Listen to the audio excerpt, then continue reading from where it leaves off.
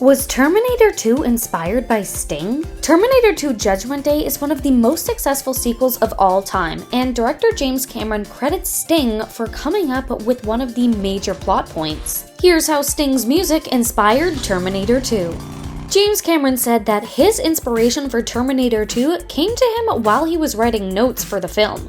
James was suddenly struck by a lyric from Sting's 1985 song Russians. In the song, Sting sings, "I hope the Russians love their children too." James says, "And I thought, you know what? The idea of a nuclear war is just so antithetical to life itself. That's where the kid came from."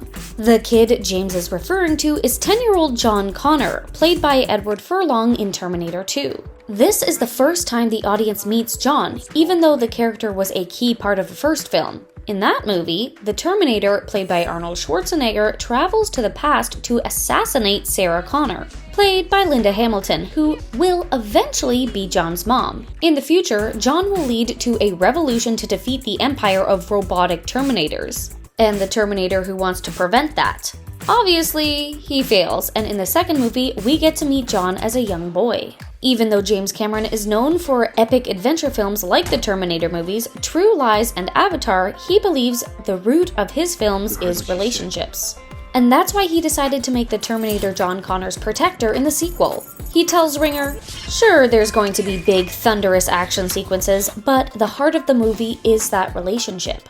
I have always loved The Wizard of Oz. This movie is about the Tin Man getting his heart."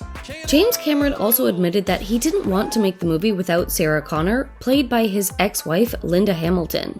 James says when he asked her if she was interested in making the sequel, she agreed to do it in principle. But she told him she wanted to be crazy. When he asked her what that meant, Linda explained she wanted her character to go nuts and be institutionalized. James agreed and they got to work. And cut! For the sequel, Sarah Connor had gone from damsel in distress to wanted warrior fugitive who escapes from a mental hospital. Linda dismissed James' request to butch up her character's hair, instead decided to put it in a ponytail. Linda wanted to embrace Sarah's femininity. In an interview, she said, "People embrace that because I didn't turn into a guy to play the role. They embrace Sarah Connor's feminine ideal of strength. We don't have to look like men to be strong." In another interview with New York Times, Linda said she preferred playing Sarah in the sequel because she was playing an empowered woman rather than the victim who's terrified all the time. She says she embraced her fierceness and physically threw herself into the role.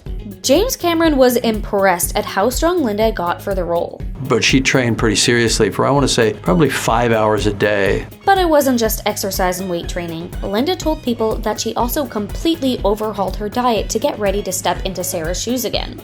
She said, "I ate no fat for all those months, more than a year. I would never do that again because the brain needs fat, the body needs fat, but we didn't know any better."